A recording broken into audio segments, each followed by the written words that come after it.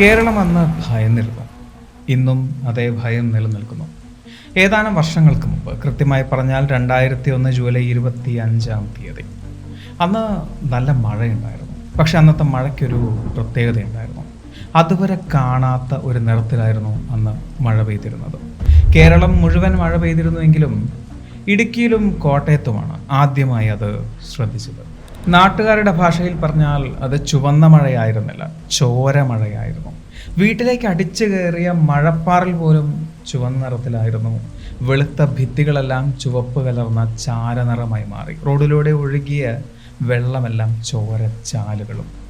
വെളുത്ത ഷർട്ടും മുണ്ടും ധരിച്ചവരുടെ കാര്യം പറയേണ്ടതില്ലല്ലോ. മഴത്തുള്ളികൾ വീണ ഷർട്ടിൽ മുഴുവൻ ചുവന്ന പൊട്ടുകളായി മാറി. ആളുകൾ ഭയന്ന് വിറച്ചു. ആളുകളെ സംബന്ധിച്ച് ഇത് ലോകാവസാനത്തിൻ്റെ തുടക്കമായിരുന്നു. വാർത്തയിൽ അത്രത്തോളം ഇടം നേടിയിരുന്നു ഈ ഒരു സംഭവം. എന്നാൽ ചുവപ്പ് നിറം മാത്രമായിരുന്നില്ല ആളുകളെ ഭയപ്പെടുത്തിയത്. കേരളത്തിൽ അങ്ങോളം ഇങ്ങോളമുള്ള പല ജില്ലകളിലും പല നിറത്തിലുള്ള മഴകളായിരുന്നു. കറുപ്പ്, മഞ്ഞ, പച്ച എന്നിങ്ങനെ പല നിറത്തിലും മഴ പെയ്തതായി റിപ്പോർട്ടുകൾ പറയുന്നു. സെപ്റ്റംബർ മാസം വരെ നീണ്ടുനിന്ന മഴയിൽ പലയിടത്തും പലതവണ ചുവന്ന മഴ പെയ്തതായി റിപ്പോർട്ടുകളുണ്ട്. ലോകാവസാനമെന്ന് പറഞ്ഞവരെയൊക്കെ കളിയാക്കിയ ഒരു വലിയ ശതമാനം ബുദ്ധി കൂടിയവർ അന്നും ഉണ്ടായിരുന്നു. അവർ പറഞ്ഞത് അറേബ്യൻ മരുഭൂമിയിൽ നിന്നും ഉയർന്നു പൊന്തിയ ചുവന്ന മണ്ണാണ് മഴയായി പെയ്തത് എന്നാണ്. അങ്ങനെ പല നിരീക്ഷണങ്ങളും പരീക്ഷണങ്ങളും നടന്നു. അങ്ങനെ പരീക്ഷിക്കപ്പെട്ട സാമ്പിളുകളിൽ കണ്ടെത്തിയത് ചുവന്ന മണ്ണിൻ്റെ അംശമായിരുന്നില്ല, ജീവനുള്ള കോശങ്ങളായിരുന്നു. ആ തിരിച്ചറിവ് കൂടുതൽ ഭയമാണ് ഉണ്ടാക്കിയത്. അന്ന് എനിക്ക് തോന്നുന്നു ഏതാണ്ട് 13 വയസ്സാണ് എനിക്ക്. ആ സമയത്ത് പോലും ഇത് ഒരു ലോകാവസാനത്തിൻ്റെ തുടക്കമാണ് എന്നായിരുന്നില്ല എനിക്ക് തോന്നിയത്. ഭൂമിക്ക് പുറത്തും ജീവനുണ്ട് എന്ന പ്രതീക്ഷയായിരുന്നു. അത് മറ്റാരോ നമുക്ക് തരുന്നൊരു സൂചനയായിട്ടാണ് ഞാനന്ന് കണ്ടത്. ഇന്നും അങ്ങനെ വിശ്വസിക്കുന്ന ഒരുപാട് പേരുണ്ട്. നിങ്ങളിലും ചിലരെങ്കിലും ഉണ്ടാകും അങ്ങനെ വിശ്വസിക്കുന്നവർ. കയറിപ്പോരും ചങ്ങായിമാരെ, ബേപ്പൂർ സുൽത്താൻ്റെ ദുനിയാവിലേക്ക്.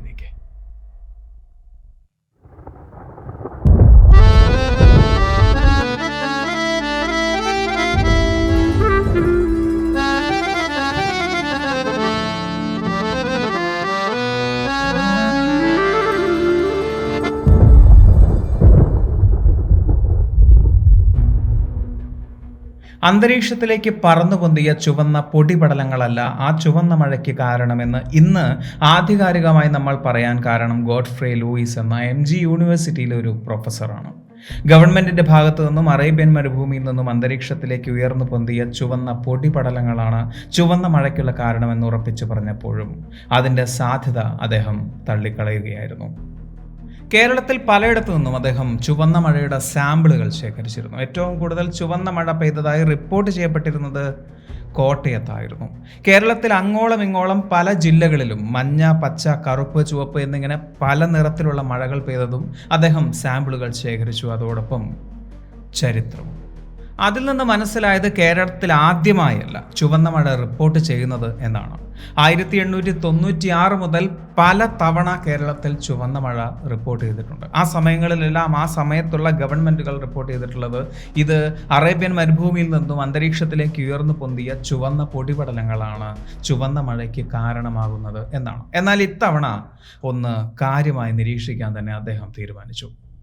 UK 2 ലാബുകളിലേക്ക് ഈ സാമ്പിളുകൾ തീവ്രമായ വിശകലനത്തിനായി വിട്ടു. ഈ സാമ്പിളുകളുടെ ഇലക്ട്രോൺ മൈക്രോസ്കോപ്പിക് നിരീക്ഷണത്തിൽ മൺതരികളായിരുന്നില്ല പ്രൊഫസർ ഗോഡ്ഫ്രേ കണ്ടത്, മറിച്ച് ചുവന്ന രക്താണുക്കളെ പോലെ ജീവൻ തുടിക്കുന്ന പാർട്ടിക്കിളുകളായിരുന്നു. കാണാൻ ചുവന്ന രക്താണുക്കളെ പോലെയാണ് എങ്കിലും ഇത് ഒരൽപ്പം വ്യത്യസ്തമാണ് എന്നും ഇതിന് കട്ടി കൂടിയ ഒരു പുറം ചട്ടയുണ്ട് എന്നും ഗോഡ്ഫ്രേ പറയുന്നു. അതായത് നമ്മുടെ ചോരയിലെ, നമ്മുടെ രക്തത്തിലെ ചുവന്ന രക്താണുക്കൾക്ക് അങ്ങനെ കട്ടി കൂടിയ ഒരു സെൽ വോൾ ഇല്ല എന്ന് അദ്ദേഹം ഉറപ്പിച്ചു പറയുന്നുണ്ട്. അങ്ങനെയെങ്കിൽ ആ മഴയ്ക്ക് ചുവന്ന നിറം നൽകിയ ജീവന്റെ ആ കണികകൾ എന്തായിരിക്കും? അതിന് ജീവനുണ്ട് എന്നുറപ്പായിരുന്നു. കൂടുതൽ വിവരങ്ങൾക്ക് പുറത്തു നിന്നും റിപ്പോർട്ടുകൾ വരാൻ അവർ കാത്തുനിന്നു.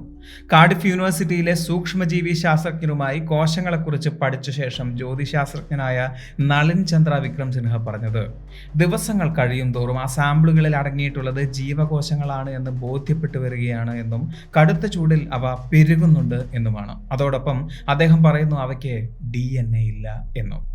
തങ്ങൾ എന്തിനെയാണ് നിരീക്ഷിച്ചു കൊണ്ടിരിക്കുന്നത് എന്ന് അവർക്ക് കൃത്യമായൊരു ബോധ്യമുണ്ടായിരുന്നില്ല. അതുകൊണ്ട് തന്നെ അവർ കോട്ടയത്തുള്ള പല വീടുകളിലും കയറി അന്വേഷിച്ചു. അതായത് അന്ന് ആ മഴ പെയ്യുന്നതിന് മുമ്പ് അസ്വാഭാവികമായി എന്തെങ്കിലും കണ്ടിരുന്നോ, അല്ലെങ്കിൽ എന്തെങ്കിലും കേട്ടിരുന്നോ എന്ന്. പലർക്കും പലതും പറയാനുണ്ടായിരുന്നുവെങ്കിലും പലരും ഒരുപോലെ പറഞ്ഞൊരു കാര്യം, ആ ചുവന്ന മഴ പെയ്യുന്നതിന് മുമ്പ് കാതടപ്പിക്കുന്ന ഒരു ഇടിശബ്ദം കേട്ടിരുന്നു എന്നും അതിശക്തമായ കാറ്റ് വീശിയിരുന്നു എന്നുമാണ്. ചിലപ്പോൾ നിങ്ങൾക്ക് തോന്നും, ഇതിലെന്താണ് ഇത്ര പ്രത്യേകത? പ്രത്യേകിച്ചും ജൂലൈ മാസം, മഴയ്ക്ക് മുമ്പ് ഇടിവെട്ടാം, കാറ്റ് വീശാം, അതിലെന്താണ് ഇത്ര പ്രത്യേകത? പ്രധാനമായും ഈ നിരീക്ഷണങ്ങൾ നടക്കുന്നത് രണ്ട് രീതിയിലാണ്. ഒന്ന് ടെറസ്ട്രിയൽ ബേസ്ഡ്, രണ്ട് എക്സ്ട്രാ ടെറസ്ട്രിയൽ ബേസ്ഡ്. അതായത് ടെറസ്ട്രിയൽ ബേസ്ഡ് എന്നാൽ ഈ ചുവന്ന മഴയ്ക്ക് ചുവന്ന നിറം നൽകുന്ന ആ ജീവന്റെ കണികകൾ അത് ഭൂമിക്കുള്ളിൽ തന്നെ ഉള്ളതാണോ, അതല്ല എക്സ്ട്രാ ടെറസ്ട്രിയൽ ബേസ്ഡ് എന്നാൽ ഭൂമിക്ക് പുറത്തു നിന്നും വന്നവയാണോ എന്നുള്ള നിരീക്ഷണം. ഇതിൽ ടെറസ്ട്രിയൽ ബേസ്ഡ് സ്റ്റഡീസ് നടക്കുന്നത് സെന്റർ ഫോർ എർത്ത് സയൻസ് സ്റ്റഡീസിലാണ്. അവർ പറയുന്ന അനുസരിച്ച് മഴവെള്ളത്തിൽ വന്ന ചുവന്ന നിറത്തിന് കാരണം ചില പ്രത്യേക തരം പായലുകളുടെ ബീജകോശങ്ങളാണ്. പ്രത്യേകിച്ചും ലൈക്കൺ വിഭാഗത്തിൽപ്പെടുന്ന തരം പായലുകൾ.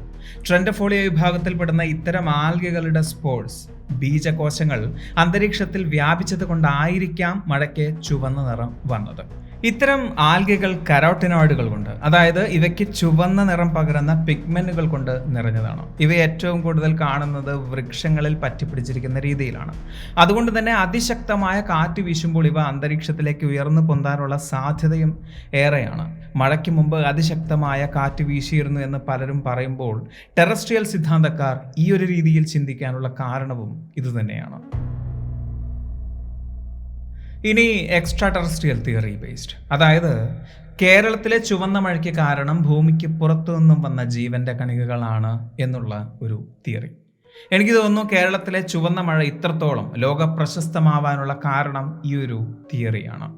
പ്രൊഫസർ ഗോഡ്ഫ്രെയും ഡോക്ടർ സന്തോഷ് കുമാറും ചേർന്നിട്ടുള്ള സംഘം പഠനങ്ങൾ നടത്തിയത് ഈ ഒരു തിയറിയെ ആസ്പദമാക്കിയിട്ടാണ്. ആളുകൾ പറഞ്ഞതുപോലെ ഒരു ശബ്ദം കേട്ടതിന്റെ കാരണം അതൊരു ഉൽക്ക പൊട്ടിത്തെറിച്ചത് കൊണ്ടാവാം എന്നും അത് പൊട്ടിത്തെറിച്ചപ്പോൾ അതിനുണ്ടായിരുന്ന അന്യഗ്രഹ ജീവൻ അല്ലെങ്കിൽ എക്സ്ട്രാ ടെറസ്ട്രിയൽ ലൈഫ് അതാകാം മഴയിലൂടെ കേരളത്തിൽ പെയ്തത് എന്നും അവർ വിശദീകരിച്ചു. അവിടെ അവർ വിശദീകരിച്ച സിദ്ധാന്തമാണ് പാൻസ്പെർമിയ. പാൻസ്പെർമിയയെക്കുറിച്ച് വിശദീകരിച്ചൊരു വീഡിയോ മുന്നേ നമ്മൾ ചെയ്തിട്ടുണ്ട്. ജീവൻ ഭൂമിയിൽ ഉണ്ടായതല്ല എന്നും ഉൽക്കയിലോ മറ്റോ പ്രപഞ്ചത്തിന്റെ ഏതോ കോണിൽ നിന്നും ഭൂമിയിലേക്ക് കൊണ്ടുവന്നതാകാം എന്നും അതുപോലെ പല ഗ്രഹങ്ങളിലും ജീവൻ ചെന്നിരിക്കാമെന്നും സാഹചര്യം അനുസരിച്ച് അവ അവിടെ നിലനിന്ന് പോകാമെന്നും വിശദീകരിക്കുന്ന ഒരു സിദ്ധാന്തം. കേരളത്തിലെ ചുവന്ന മഴയെ ലോകപ്രശസ്തമാക്കിയത് ഈ എക്സ്ട്രാ ടെറസ്ട്രിയൽ സിദ്ധാന്തമാണ് എങ്കിലും പ്രശസ്തരായ പല ശാസ്ത്രജ്ഞരും വിശ്വസിക്കുന്നത് ടെറസ്ട്രിയൽ സിദ്ധാന്തം തന്നെയാണ്. അതായത് ആ ചുവന്ന മഴയ്ക്ക് ചുവന്ന നിറം നൽകിയത് ആൽഗകൾക്ക് ചുവന്ന നിറം നൽകുന്ന പിഗ്മെന്റുകളാണ് എന്ന് അവർ വിശ്വസിക്കുന്നു. ഈ ചുവന്ന മഴയുടെ സമയത്ത് വെളുത്ത ഭിത്തികളെല്ലാം ചാരനിറത്തിലായി മാറി എന്നത് യാഥാർത്ഥ്യം തന്നെയാണ്. എന്നാൽ അതുപോലെ തന്നെ ശേഖരിച്ചു വെച്ച ചുവന്ന വെള്ളമെല്ലാം അല്പസമയത്തിന് ശേഷം അതിലെ ചുവന്ന കണികകൾ താഴേക്ക് ഊറിപ്പോയതായും പറയപ്പെടുന്നു. 1896-ലും 1957-ലും 2001-ലും എന്തിന് 2012-ലും കേരളത്തിൽ ചുവന്ന മഴ പെയ്തിട്ടുണ്ട്. എന്നാൽ ഈ സമയത്തെല്ലാം ഉൽക്ക പൊട്ടിത്തെറിച്ചതുപോലെ കാതടപ്പിക്കുന്ന ഒരിടി ശബ്ദം ആരും കേട്ടിട്ടില്ല. എന്നാൽ ഈ സമയത്തെല്ലാം അതിശക്തമായ കാറ്റുണ്ടായിരുന്നതായി റിപ്പോർട്ടുകൾ പറയുന്നുണ്ട്. ഇതിലൂടെയാണ് കേരളത്തിലെ ചുവന്ന മഴയ്ക്ക് പിന്നിൽ എക്സ്ട്രാ ടെറസ്ട്രിയൽ സിദ്ധാന്തമല്ല എന്നും ടെറസ്ട്രിയൽ സിദ്ധാന്തമായിരിക്കാമെന്നും പലരും വിശ്വസിക്കാനുള്ള കാരണവും. കേരളത്തിലെ ചുവന്ന മഴയിൽ നിന്നും വ്യത്യസ്തമായ മറ്റൊരു പ്രതിഭാസം പറയാം. അതായത് 2018-ൽ സൈബീരിയൻ പ്രദേശമായ നൊറിൽസ്കിൽ ഒരു ചുവന്ന മഴ പെയ്തിരുന്നു. കേരളത്തിൽ നിന്നും വ്യത്യസ്തമായ ഒരൽപ്പം കട്ടി കൂടിയ ചുവപ്പ് നിറമായിരുന്നു അവിടുത്തെ മഴയ്ക്ക്. സാധാരണ തെളിനീര് പോലെ മഴ പെയ്യുന്ന ആ പ്രദേശത്ത് എങ്ങനെയാണ് കട്ടി കൂടിയ ചുവന്ന നിറത്തിലുള്ള മഴ പെയ്യുന്നത്? നൊറിൽസ്ക് എന്ന് പറയുന്നത് ഏതാണ്ട് 10 ലക്ഷത്തിൽ കൂടുതൽ മനുഷ്യർ താമസിക്കുന്ന ഒരു വ്യാവസായിക നഗരമാണ്.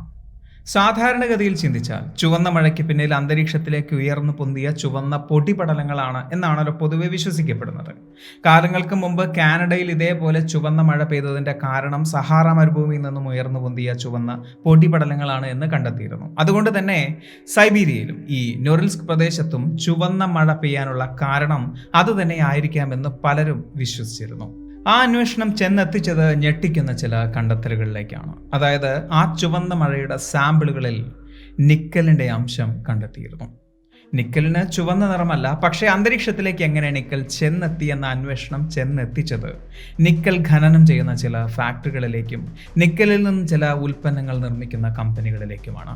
അതിലൂടെ അവർക്ക് മനസ്സിലായി നിക്കലിൽ നിന്നും ഉണ്ടാക്കുന്ന ചില ബൈ പ്രോഡക്ട്സിന്റെ നിർമ്മാണത്തിനായി അത്തരം ഫാക്ടറികളിലേക്ക് അയൺ ഓക്സൈഡ് എത്തിക്കാറുണ്ട് എന്ന്. അപ്രതീക്ഷിതമായി വന്ന ശക്തമായ കാറ്റിൽ അയൺ ഓക്സൈഡ് അന്തരീക്ഷത്തിലേക്ക് ഉയർന്നു പോയിരുന്നു എന്നും വൈകാതെ പെയ്ത മഴയിൽ അത് തിരിച്ച് ഭൂമിയിലേക്ക് പതിക്കുകയും ചെയ്തു എന്നും. അന്തരീക്ഷത്തിൽ നിന്നും മഴയായി ഭൂമിയിലേക്ക് പതിച്ച അയൺ ഓക്സൈഡ് ചുവന്ന നിറത്തിലെ മഴയായാണ് പെയ്തത്.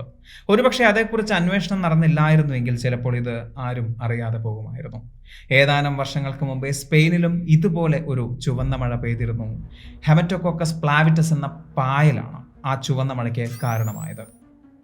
ഇങ്ങനെ നമുക്ക് ചുറ്റും ഒരുപാട് കാര്യങ്ങൾ സംഭവിക്കുന്നുണ്ട്. പക്ഷേ അതിൽ എന്തൊക്കെ കാര്യങ്ങൾ നമുക്കറിയാം? ഉദാഹരണത്തിന് കേരളത്തിൽ ചുവന്ന മഴ പെയ്തു എന്ന് എല്ലാവർക്കും അറിയാം. എന്നാൽ അതിൻ്റെ യഥാർത്ഥ കാരണം എന്താണ് എന്ന് എത്ര പേർക്കറിയാം? എല്ലാവർക്കും അറിയാവുന്ന ഒരേ ഒരു കാര്യം എക്സ്ട്രാ ടെറസ്ട്രിയൽ സിദ്ധാന്തം തന്നെയാണ്. കാരണം ഏറ്റവും കൂടുതൽ നമ്മൾ പറഞ്ഞു കേട്ടിട്ടുള്ള വിഷയവും അതുതന്നെയാണ്. കേരളത്തെ ഞെട്ടിച്ചുകൊണ്ട് പെയ്ത റെഡ് റെയിൻ അന്യഗ്രഹ ജീവികൾ നമുക്ക് തന്ന സൂചനയാണ് എന്ന് ഇന്നും പലരും വിശ്വസിക്കാനുള്ള കാരണവും ലോകപ്രശസ്തമായ ഈ എക്സ്ട്രാ ടെറസ്ട്രിയൽ സിദ്ധാന്തം തന്നെയാണ്. അതോടൊപ്പം പലരും പറയുന്ന ഒരു കാര്യം, ആ ചുവന്ന മഴയ്ക്ക് പിന്നിലെ യാഥാർത്ഥ്യം അല്ലെങ്കിൽ അതിൻ്റെ യഥാർത്ഥ കാരണം ഇന്നും വ്യക്തമല്ല എന്നാണ്. ഇവിടെ വ്യക്തതയ്ക്ക് ഒരു കുറവുമില്ല. വ്യക്തമായി തന്നെ ശാസ്ത്രം പറയുന്നു അതിന് പിന്നിലുള്ള കാരണം ടെറസ്ട്രിയൽ സിദ്ധാന്തം തന്നെയാണ് എന്ന്. നിങ്ങൾക്കെന്ത് തോന്നുന്നു? അധികം ആർക്കും ശ്രദ്ധിക്കാൻ താല്പര്യമില്ലാത്ത പായലുകളാണോ അതോ ആരും ശ്രദ്ധിച്ചു പോകുന്ന അന്യഗ്രഹ ജീവികളാണോ ആ ചുവന്ന മഴയ്ക്ക് പിന്നിൽ?